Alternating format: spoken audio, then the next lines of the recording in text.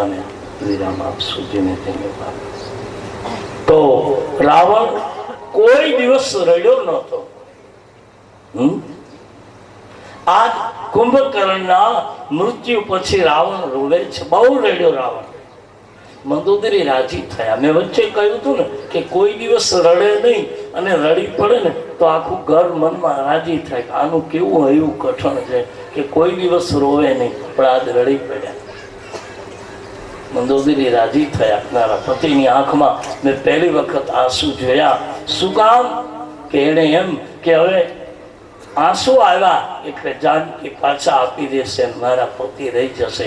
પણ રડતો રાવણ મેઘનાદ આવી કહે છે, પિતાજી કેમ રડો છો?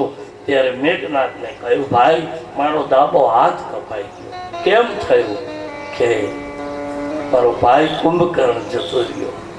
મેઘનાદે કીધું, ચિંતા ન કરો, તો આવતીકાલે હું જઈશ. આંસુ લૂછી નાખ્યા. એને ખબર હતી કે હું અને મેઘનાદ બે જ બચ્યા છે. એકના એક દીકરાને મોકલવો કેમ, અને મોકલીશ તો મંદોદરી નહીં જવા દે. એટલે રાવણ રડી અને મેઘનાદને મોકલવા માટે રડ્યો છે. આ નાટક હતું રડવાનું. ઘણાનું નાટક હોય રડવાનું. આંસુ એક ન આવે પણ એટલા બધા રડે કે આપણને એમ થાય કો મેરે ભાઈ બહેન. અહીંયા હવે મેઘનાદ લક્ષ્મણ સાથે આવે છે. અમારો કવિ લખે છે,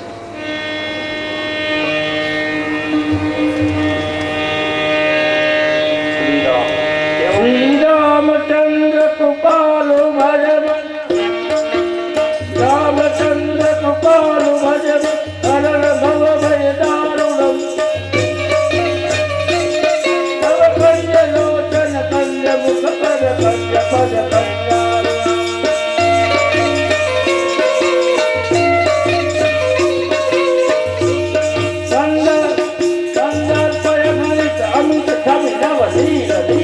સુંદરમ પતપીત માનવ કંઠ સુરદેવ લક્ષ્મણ, સુરદેવ લક્ષ્મણ બાણ લઈને છોડ્યું. રાવણ સુરન માર્યું તે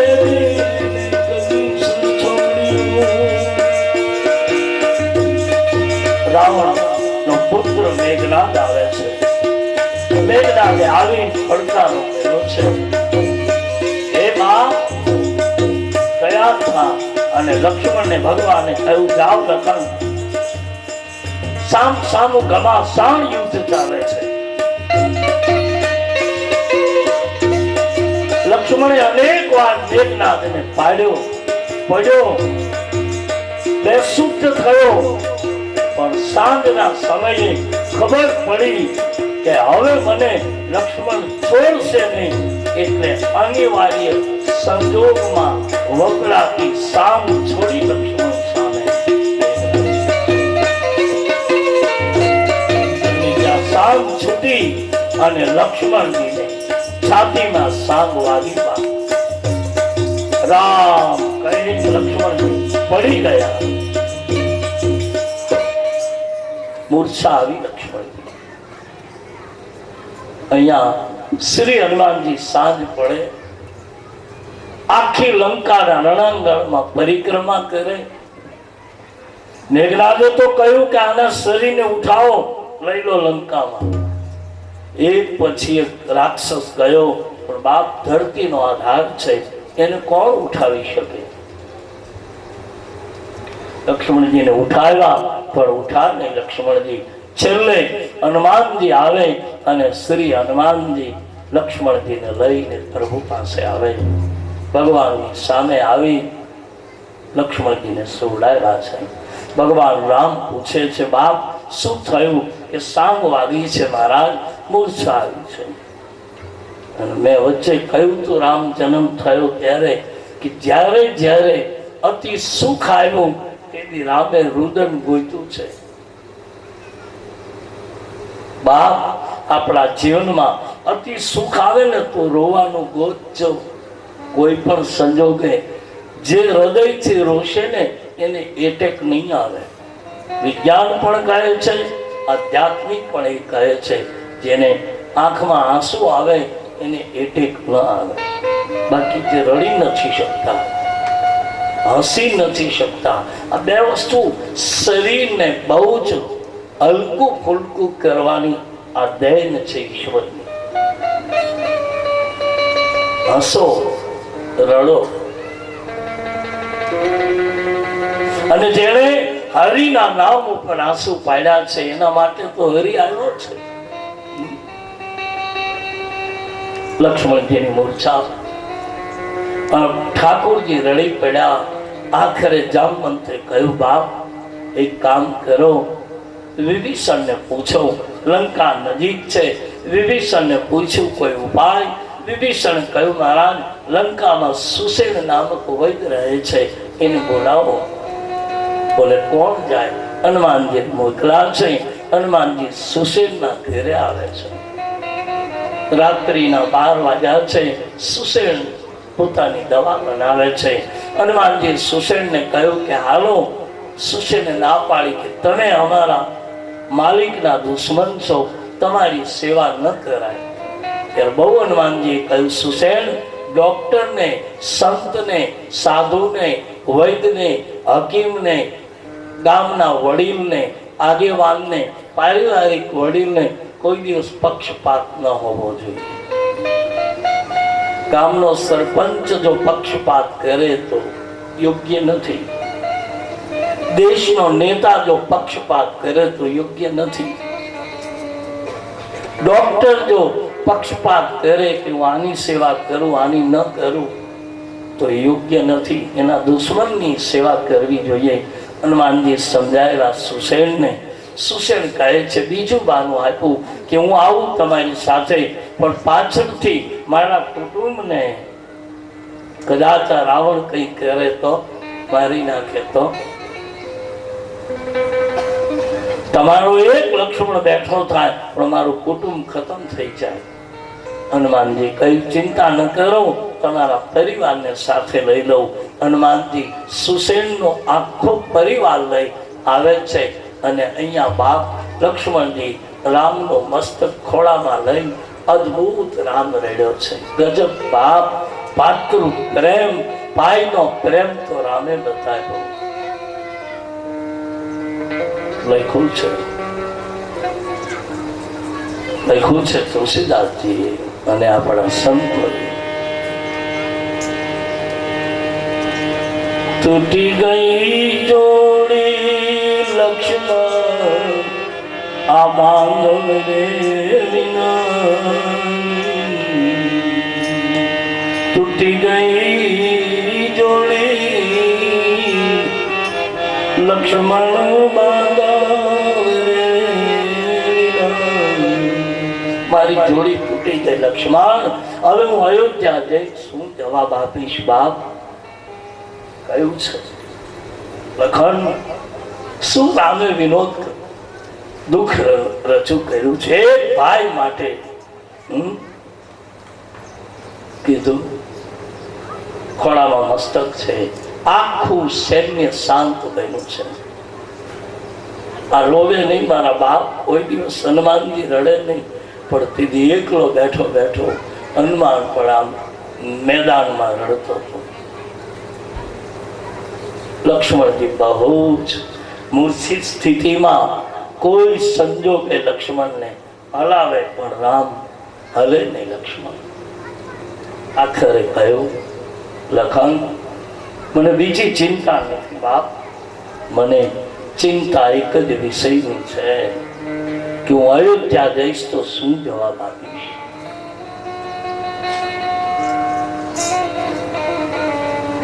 કહ્યું છે, એ લક્ષ્મણ કદાચ હું જઈશ તો માં સુમિત્રા તો નહીં પૂછે, કારણ કે એ તો વીર પુરુષની જનેતા છે. એને તો કીધું તું કે હે લખન, કદાચ રામ સીતાની સેવા કરતા પ્રાણ છોડવા પડે તો છોડી દેજે. માં નહીં પૂછે. કૌશલ્યા મને પૂછશે તો મારી જનેતા છે, હું જવાબ આપી દઈશ. પણ બાપ મને ડર એ વાતનો છે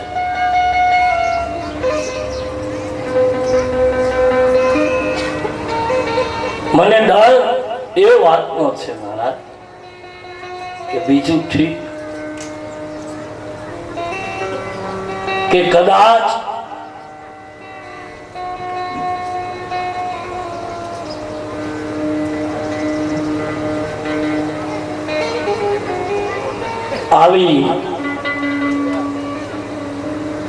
આવીને કદાચ મને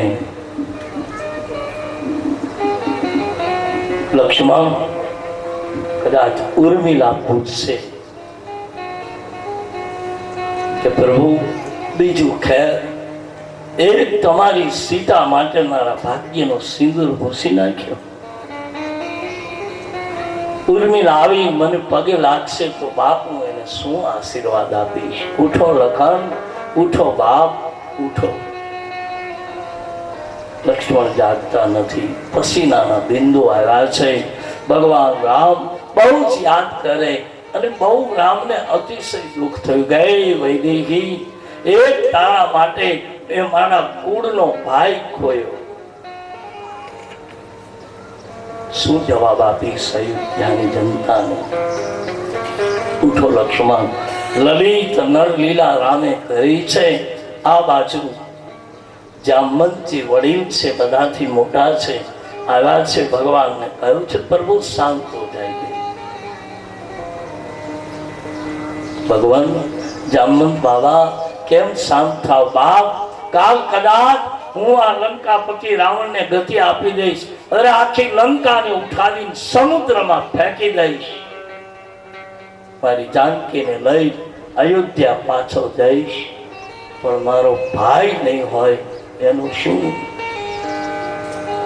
ઉઠો લક્ષ્મણ. અને તેની બાપ શ્રી હનુમાનજી બહુ જ દૂર બેઠા છે. ટપ ટપ ટપ આંખમાંથી આંસુ પડે. જામવંત નજીક ગયા. હનુમાનજીની પીઠ ઉપર હાથ મૂકીને કહ્યું, હે કપિરાજ, હે બાપ મારુતિ, નીચે હાથ કરીને તમે બેસશો તો અમારું કોણ?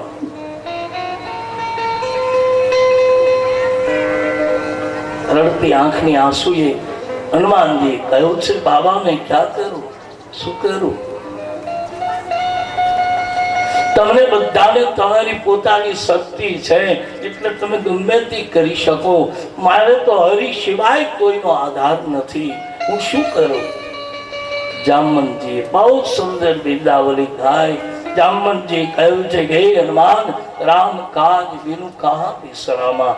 રામના કાર્ય વિના તમને વિશ્રામ નથી. ઉઠો બાપ, ઉઠો. અને તુલસીદાસજી લખે છે, હનુમાનજી મહારાજ આવ્યા છે. જામવંતજી સમજાવે છે, સુશેનના કહેવાથી દ્રોણાચલ જાય, દ્રોણાચલથી પાછા આવે.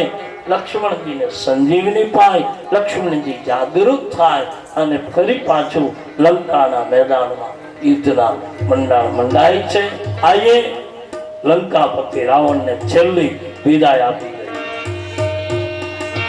શ્રી રામચંદ્ર કૃપાલુ ભજન હર ભવ ભય દારુણ તવ કંજ લોચન કંજ મુખ કર કંજ પદ કંજારણ. હવે લંકાના મેદાનમાં રાવણ આવ્યો. છેલ્લો બાપ લક્ષ્મણજીની મૂર્છા પછી ભગવાને કહ્યું છે, મેઘનાથની ગતિ હતી, અંતે લક્ષ્મણજી આપી.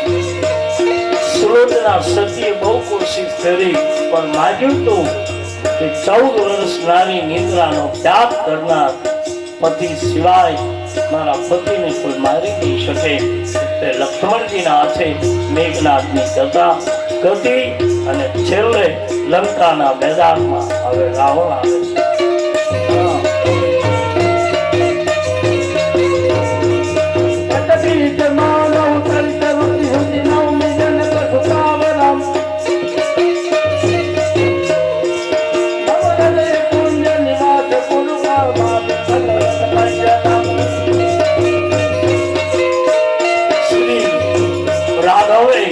રાવણને કહ્યું છે, હે રાવણ, બાપ હથિયાર ઉઠાવ. ભગવાને રામને રાવણ બહુ બોધ આપે છે. લખ્યું છે રામાયણમાં, સમય અભાવ નહીં જાઓ, પણ બહુ જ બોધ આપે છે રાવણ. હે તપસ્વી, મૃત્યુના અંત સુધી રાવણ રામ નથી બોલ્યો, તપસ્વી જ કયા રામ.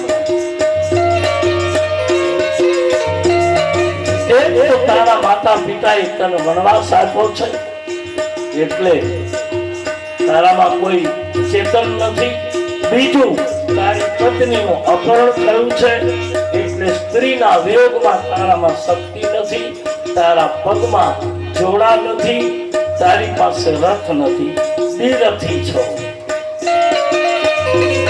ભગવાને કહ્યું કે લંકાના માલિક જેને સત્યના વિજય પ્રાપ્ત કરવા છે એને રથની જરૂર નથી, શસ્ત્રની જરૂર નથી. એ તો કેવલ અને કેવલ એના વિચાર વિમર્શ કરવાથી પણ પરાજય સામાન્ય રીતે થઈ જાય. લંકાના માલિક મૃત્યુ તો મારી જાનકીને લઈને ગયો ત્યારે જ થઈ ગયેલું છે. સામસામા યુદ્ધના મંડાણા ભગવાન રામે વિભીષણને કહ્યું, વિભીષણ બોલે મહારાજ એને ગતિ આપી દો. ભગવાન રામે ભુજા કાપે, ભુજા આવે. આખરે રામે વિચાર કર્યો, 20 ભુજા માટે, 10 મસ્તક માટે, 31 નાભી માટે એક સાથે 31 બાણ ચડાવ્યા. ભગવાન રામે એક સાથે છોડ્યા. પૃથ્વીને, પૂર્વજોને, સૂર્યને, ચંદ્રને દિશાઓ બદલવા માટે ભગવાન રામ કહે છે કે મારા પૂર્વજો બાપ, રાવણ જેવા વિપ્રની ગતિ આપું છું. 31 બાણ, 20, 10 મસ્તક, 31 નાભીમાં કામ સુધી ખેંચી અને ભગવાન રામે ત્યાં બાણ માર્યું. રાવણને 31 એક સાથે લાગ્યા અને ધરતી ઉપર પડ્યો. છેલ્લે રાવણ બોલ્યો, કહા રામ રથ હતો પ્રચારી. બોલીએ શ્રી રામચંદ્ર ભગવાન કી જય. 31 બાણ વાગ્યા એક સાથે. 10 ભુજા કપાણી, 20 ભુજા કપાણી, 10 મસ્તક કપાણા. 31 નાભીમાં અમૃત કુંભમાં વાગ્યું. જે શિવનો આપેલો કુંભ હતો શિવમાં વિલીન થયો.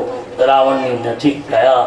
ભગવાને રાવણ સામે જોયું તો લખ્યું છે રાવણનું શરીર ઉછળતું.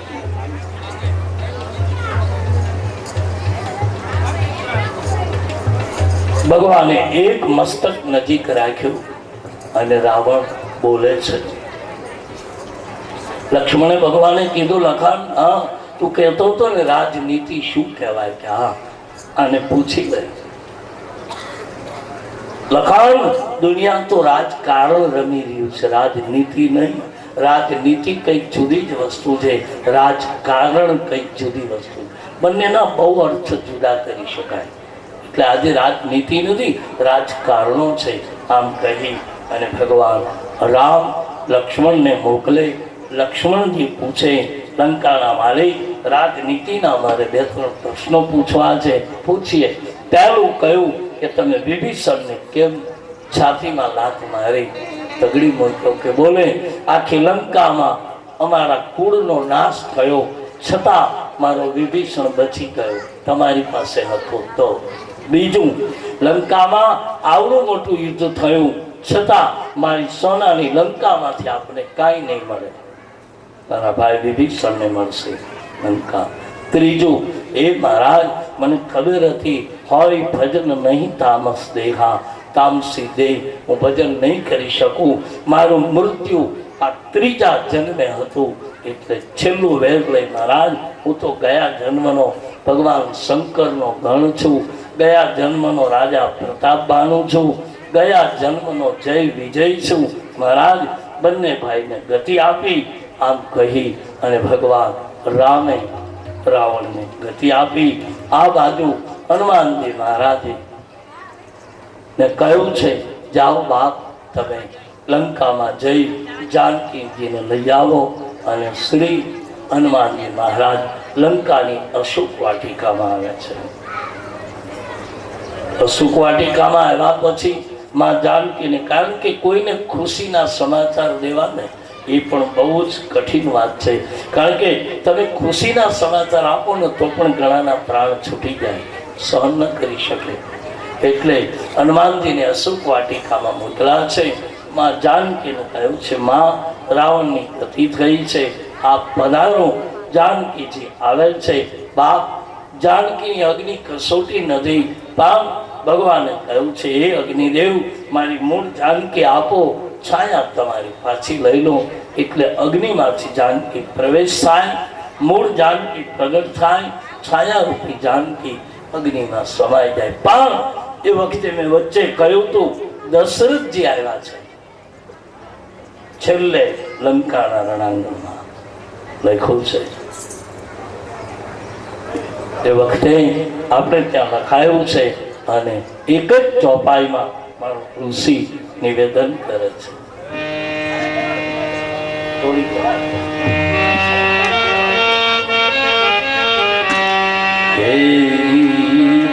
અવસર દશરથ આયે તેરી, અવસર દશરથ તન આયે, તન બિલોકી એ નયન જલ છાયે, આશીર્વાદ પિતા તબ દિલું.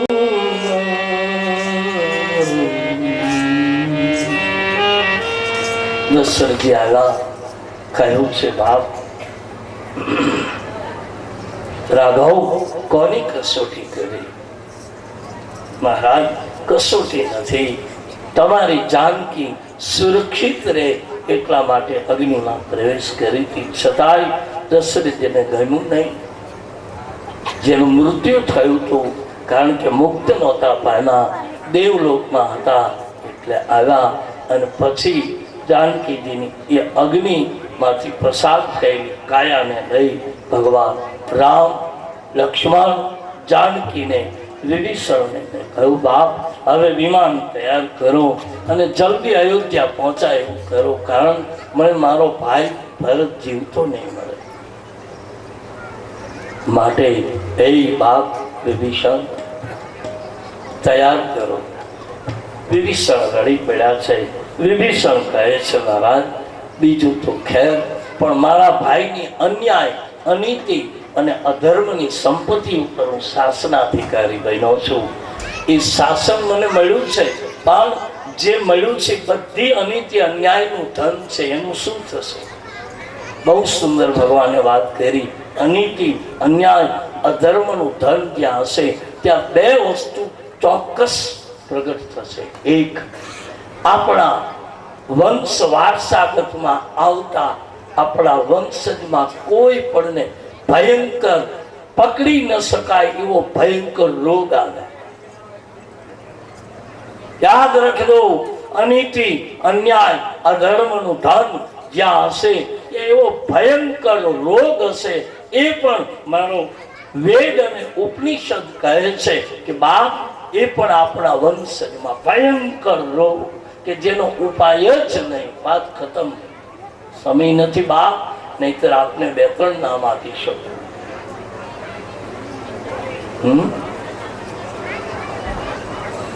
એટલે ભગવાને કહ્યું, વિભીષણ તારે બે પુત્રો છે બાપ. હા, વિભીષણને બે પુત્રો છે. બધાના બે પુત્રો લખ્યા છે. વિભીષણના બે, ભરતના બે, શત્રુઘ્નના બે, લક્ષ્મણજીના બે, રામજીના બે. બાપ વિભીષણ અન્યાય, અનીતિ, અક્ષનું આ બધું જે છીનવું છે એના માટે. બીજું તો કાંઈ ન કહું વિભીષણ, એક કામ કર, બધી સંપત્તિ આવી છે, હા, એનો દશાંશ કરી અને આકાશમાંથી બધું વરસાવી દે. 100 કમાણો છો ને બાપ, હા, 10 રૂપિયા કાઢી નાખ. તારા હાથે તને યોગ્ય લાગે એવા સ્થાન ઉપર. અને મેં કાયમ કહ્યું છે, સાધુ સંતોને આપો ન આપો એને દુનિયા પડી જાય, પણ આપણા પોતાના કોઈ બેઠા હોય અન્ન પાણી અને પોતાના પ્રસંગ અટકી ગયેલા હોય તો આપણા સમાજ કુટુંબ અને પરિવારના પ્રસંગમાં પહેલા ઊભા રહેજો, પછી સાધુ બ્રાહ્મણને આપજો. અમારે તો દુનિયા પડી છે બાપ. મારો જયરામભાઈ કાયમ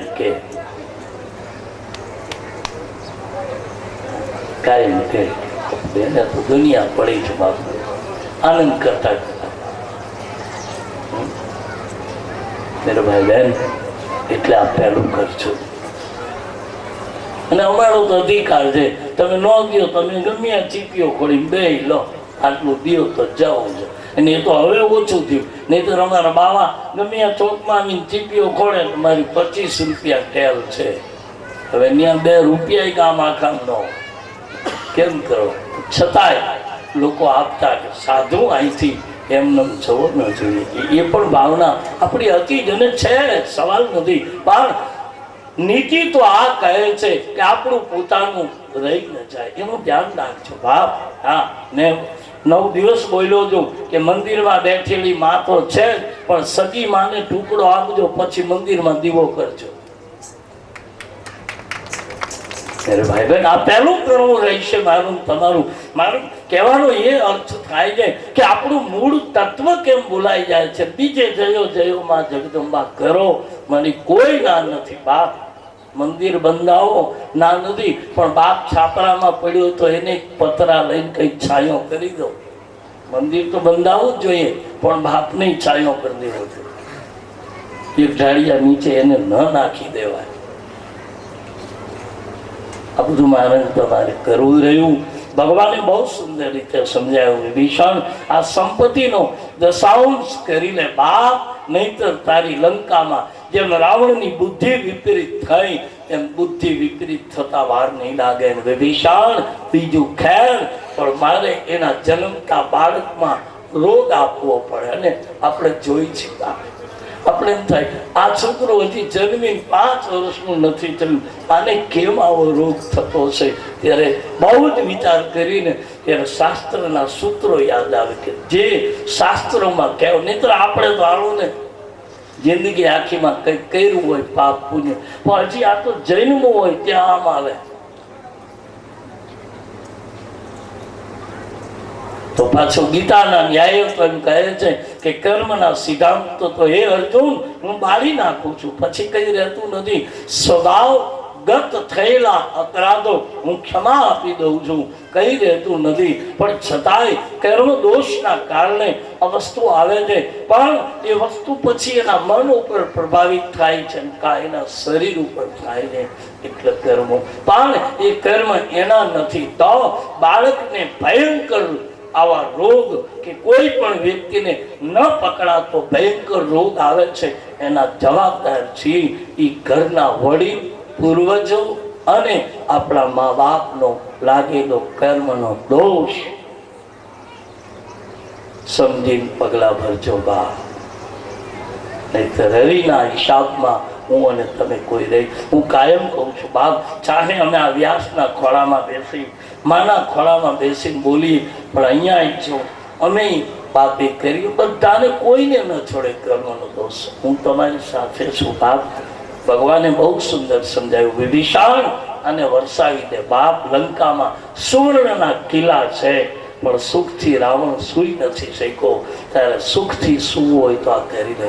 અને સંપત્તિ એકવાર વિભીષણ તો વાપરી જો, અને જો તારી સંપત્તિમાં અઢળકતા ન આપી દઉં તો મને કહેજે, મારું વચન છે. પછી વિભીષણ કુબેરના વિમાનમાં સંપત્તિ ભરે એવું લખ્યું છે. આકાશમાં ગયો અને આકાશમાંથી વિમાનમાંથી સંપત્તિનો વિભીષણે વરસાદ કરી નાખ્યો બાપ. તમામ લંકાની સંપત્તિ વરસાવી દીધી. પોતાની પત્નીને બાજુમાં રાખી, 2 દીકરાને બાજુમાં રાખી, છોકરા. હું ઘણી વાર ભજનમાં જાઉં ને તો આવડા નાના ભૂલકાઓ રૂપિયા ઉડાડતા હોય તો મને બહુ ગમે કે છોકરાઓને ટેવ તો પડી આપવાની. કરજો બાપ. પણ ફોટા માટે આપણે મોકલતા હોય, વિડિયા માટે, પણ છતાં એને ટેવ પડી કે આપ્યું.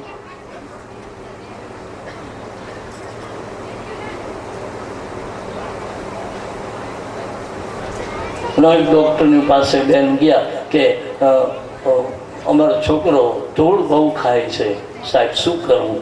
ડૉક્ટરે કીધું મોટો થાય એટલે સિમેન્ટ ખાઈ જવાનું. ભાઈ બહેન, કર્મના સિદ્ધાંતને ખૂબ વિચારીએ. ભગવાન રામે વિભીષણને કહ્યું, આખરે ભગવાને કહ્યું છે હવે વિભીષણ વિમાન મગાવો. કુબેરનું વિમાન આવ્યું.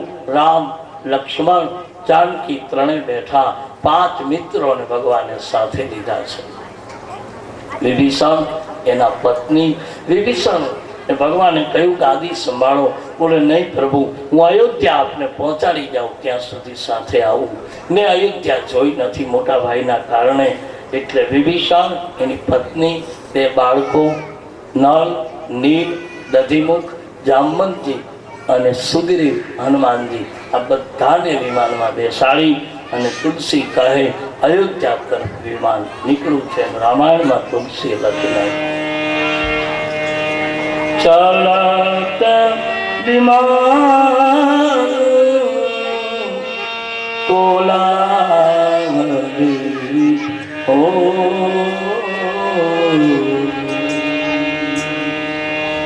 ચલત વિમાન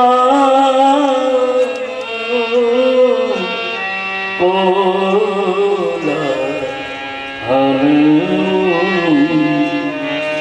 જય રઘુબીર પ્રભત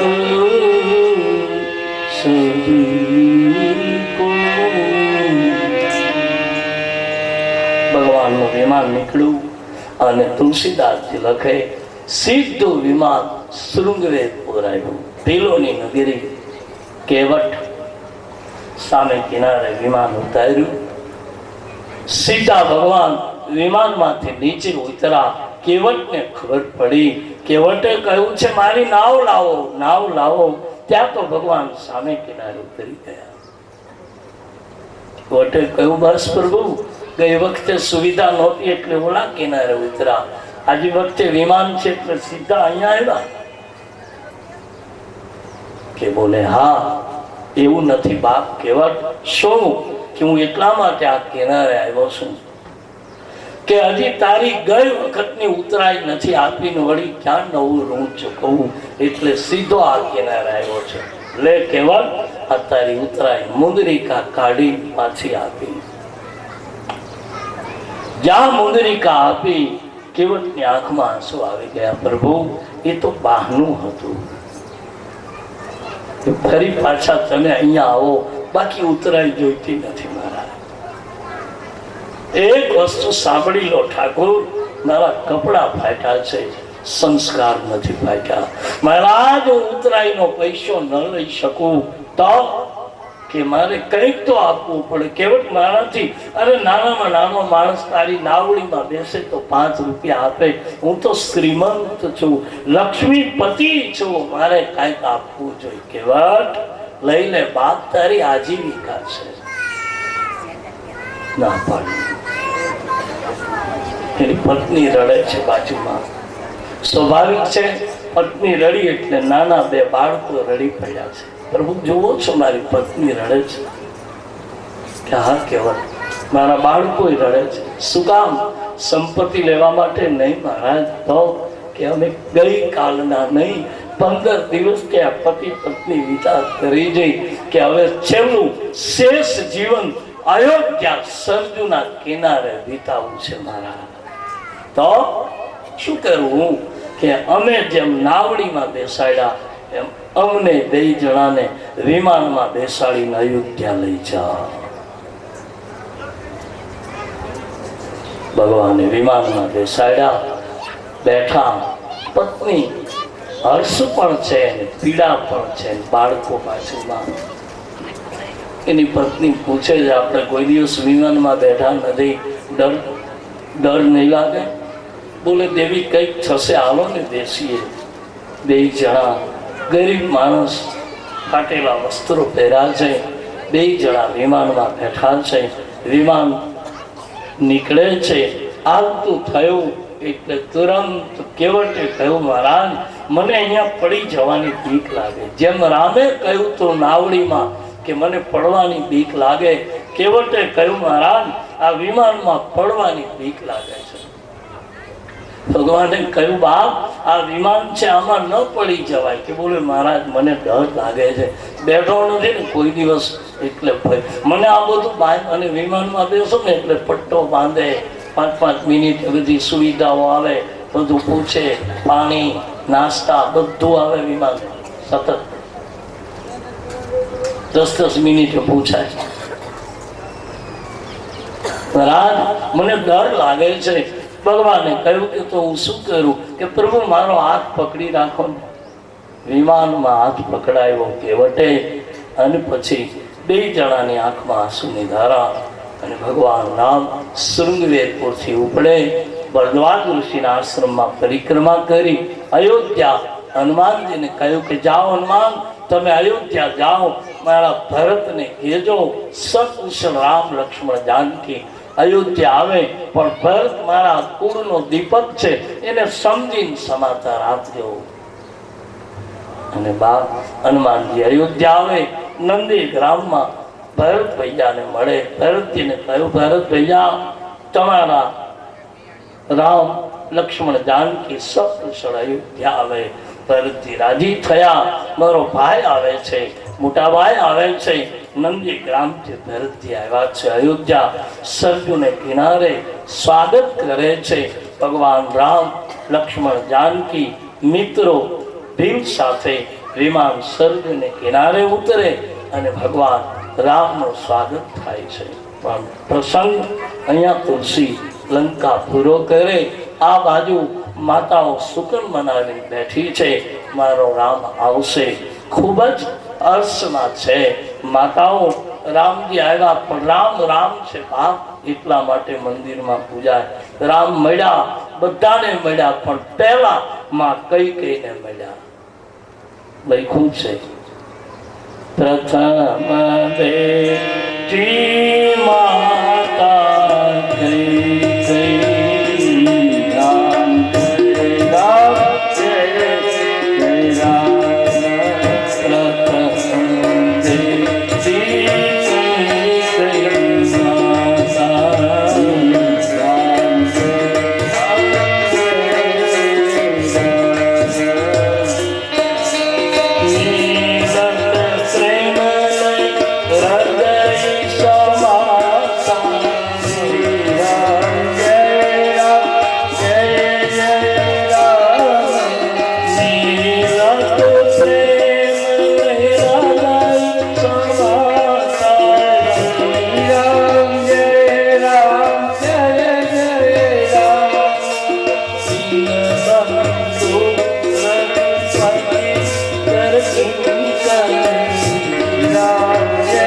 રામ જય જય રામ. ભગવાન રામ પહેલા માં કૈકેયીને મળ્યા છે, માતાને મળ્યા. અને લંકાને પૂરો કરતા ઉત્તરના આરંભમાં ભગવાન રામ સરજુને કહે, શું કામ માં કૈકેયીને મળ્યા? કે મારી માને બહુ, અને રામાયણમાં બહુ સમય નથી બાપ, એટલે શું કહું. નહીતર કૈકેયી પછી રામ ગયા પછી અંધારી કોટડીમાં પડ્યા રહ્યા છે. મંત્રા પણ ક્યાંય દેખાડી નથી. ખબર નહીં ક્યાં છુપાઈ ગઈ મંત્રા.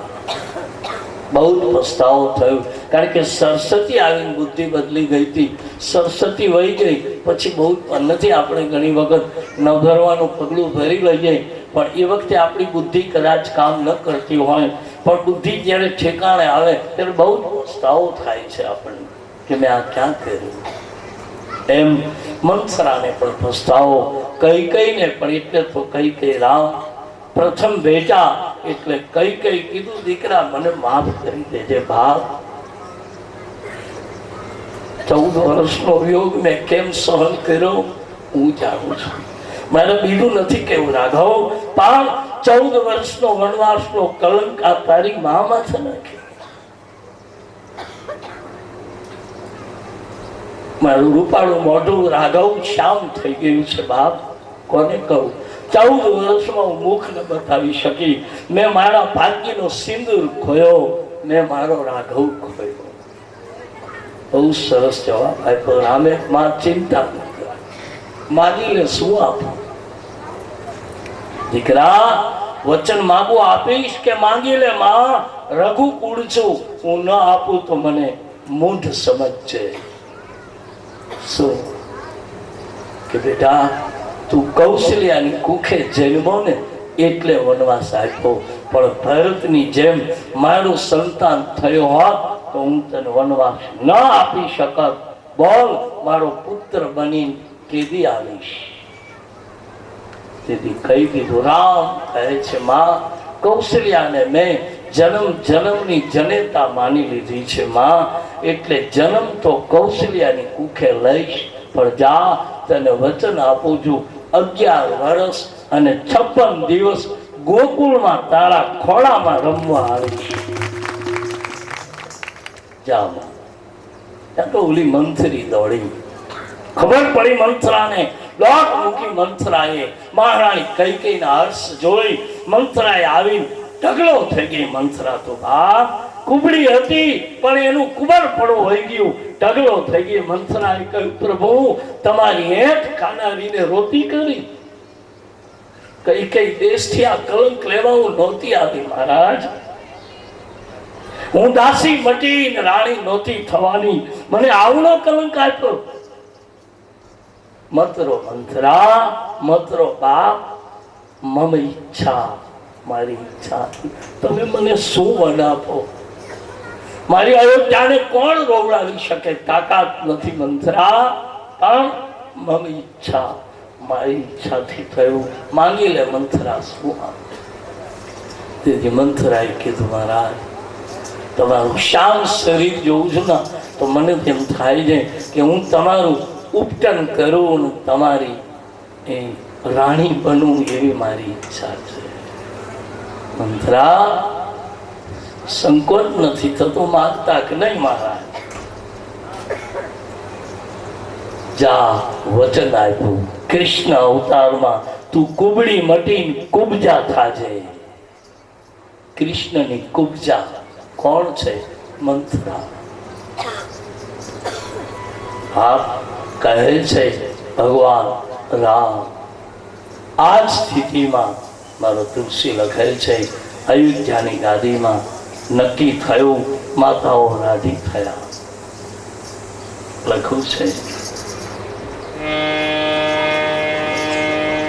मेरी जिंदगी के मालिक मेरे दिल पे आंच रख दे. हाँ, मेरे जिंदगी के मालिक मेरे दिल पे आंच रख दे, क्योंकि तेरे आने की खुशी में मेरा दम निकल जाए. तेरे आने की खुशी में मेरा दम निकल जाए. અયોધ્યા ખુશ છે. વશિષ્ઠજી બાપજી ઉભા છે, પણ આખી અયોધ્યાને એમ છે કે રામ અમને પહેલા મળે, પ્રથમ મળે, પ્રથમ મળે. રામની એડીના છોકરાઓ રામને જોવે છે કે રામ અમને મળે. અમારા મિત્ર હતા, 14 વર્ષનો મિત્રનો વિયોગ છે, મળે રામ. પછી ભગવાને બહુ જ સુંદર લીલા કરી. ભગવાનને એમ થયું કે કદાચ એક સાથે અયોધ્યાને નહીં મળું તો દુઃખ થશે, એટલે રામે રામાયણમાં લખ્યું છે, કેટલા રૂપ લીધા, ગણી ન શકાય એટલા રૂપ લીધા. અમિત રૂપ પ્રગટે રૂપે રામ જય રામ જય.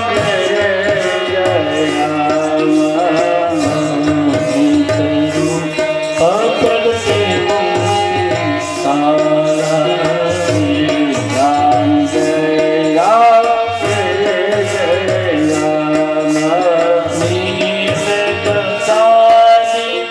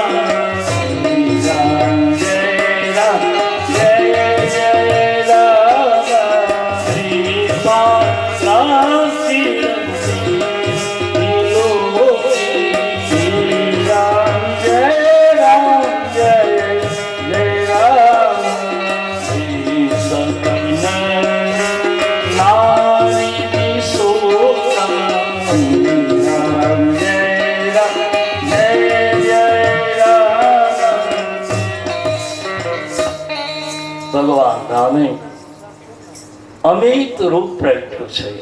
એ કે એકને એમ થયું કે રામ અમને પ્રથમ મળ્યા. વશિષ્ઠજીને એમ છે કે રામ મને વંદન કરે, મિત્રોને એમ છે કે રામ મારી બાજુમાં. અમિત રૂપ પ્રગટે કે જેની સીમા નહીં એટલા રૂપો રામે અયોધ્યામાં પ્રગટ કર્યા, કોઈ જાણી ન શક્યું. પછી વશિષ્ઠ બાપજીને અયોધ્યાવાસીએ કહ્યું, પ્રભુ હા આજે જ અયોધ્યાની ગાદી સોંપી દો. બોલે કેમ? કે નહીં, તે દિવસે આવતીકાલનું કરવા ગયા તો 14 વર્ષની વચ્ચે રાતો આવી ગઈ. માટે પ્રભુ આજ જ અહીંયા સિંહાસન મગાવો. બાપ રામ સિંહાસન ઉપર નથી ગયા, પણ સિંહાસન રામની પાસે આવ્યું છે. જેની સત્તા સત્યના આરંભે હશે એને સત્તા પાસે જવું નહીં પડે, સત્તા એની પાસે આવશે. ભગવાન રામ જાનકી સિંહાસન ઉપર બેઠા છે. જાતે સ્નાન કરીને અને તુલસી લખે. વશિષ્ઠજી સૌ પ્રથમ તિલક કરે. પ્રથમ તિલક શ્રી રામ જય રામ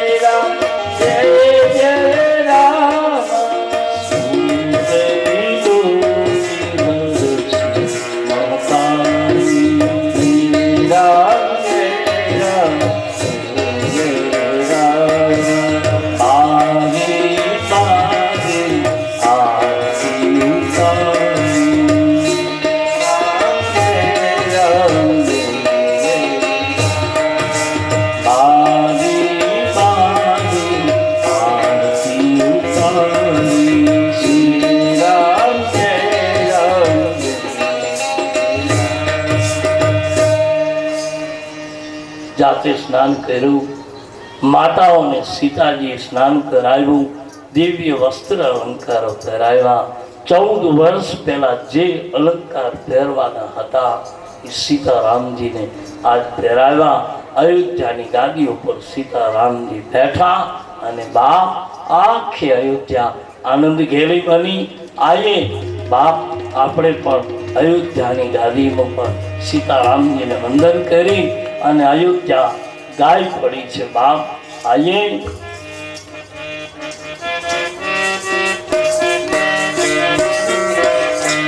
કયા રામ રાજા અમારે મહારાણી સીતા. રામ રાજા રે અમારે મહારાણી. કયા રામ રાજા અમારે મહારાણી સીતા. કયા રામ રાજા રે અમારે મહારાણી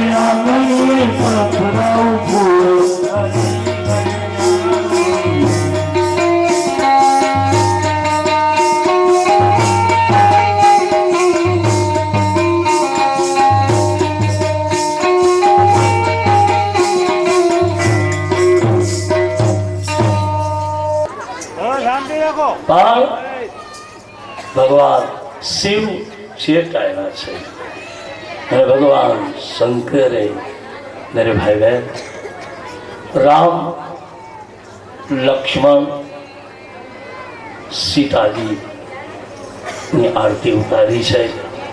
4 વેદો આવ્યા છે મનુષ્યના રૂપ લઈને. બીજું જેટલા સાથે આવ્યા હતા વાંદર સુગ્રીવ નળ નીલ બધા વાંદર હતા, પણ જ્યાં વિમાનમાંથી નીચે ઉતરા તો તુલસી કે બધા જ મનુષ્ય છે. આખી રામકથાનો હેતુ, આખી રામકથાનો સાર એટલું જ કહી શકાય બાપ કે આ એક તુલસીની ફોર્મ્યુલા છે બાપ કે માણસ મનુષ્ય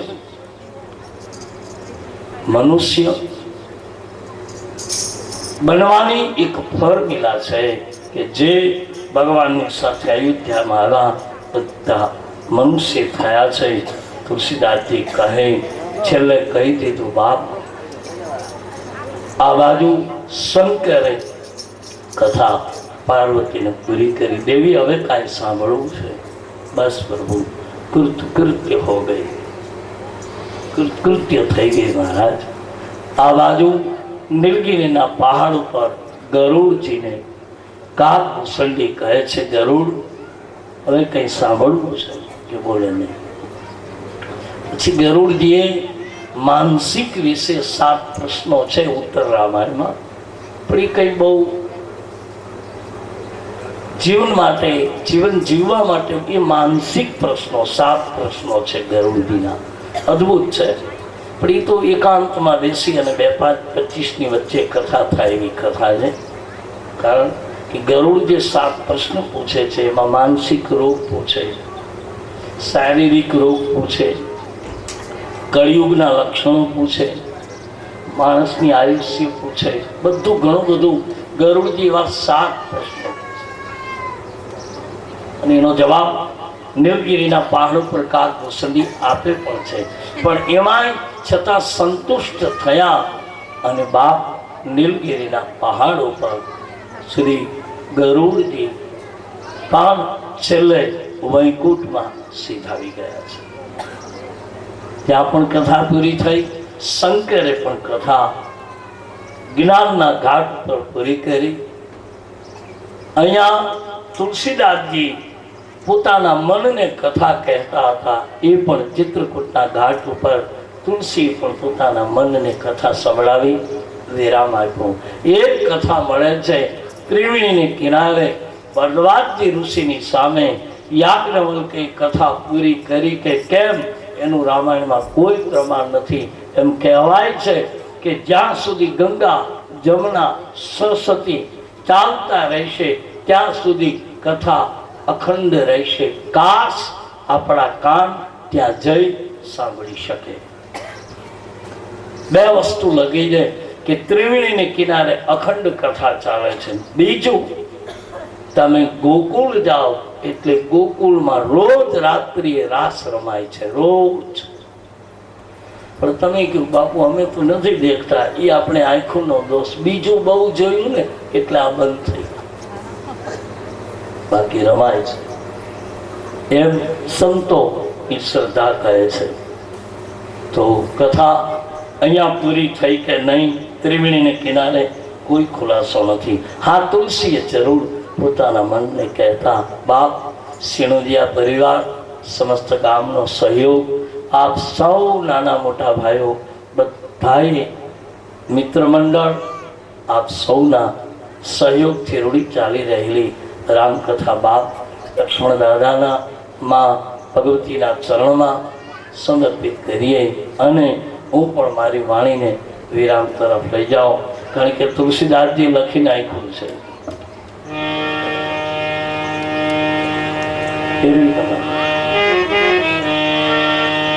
જાની કૃપા લવલેશ સે, કારણ કે કોઈ પણ કથા પૂરી થાય, કોઈ પણ ભજન પૂરું થાય ત્યારે છેલ્લો ભેરવી તાનસન હતા ને, તાનસન ને એમ કહેતા કે તાનસનજી ભેરવી વગાડો ને, એટલે એમ કહેતા ભેરવી શ્રૃંગાર કરે છે. હમણાં આવે છે, ધીરજ રાખો. જાકી કૃપા લવલેશ સે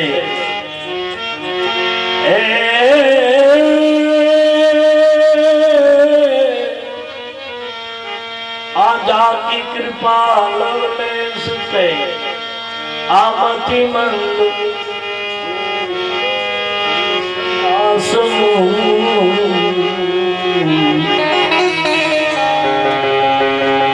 आजा की कृपा लवलेश से तेमति मंद तुलसीदास अरे पायो परम विश्राम राम समान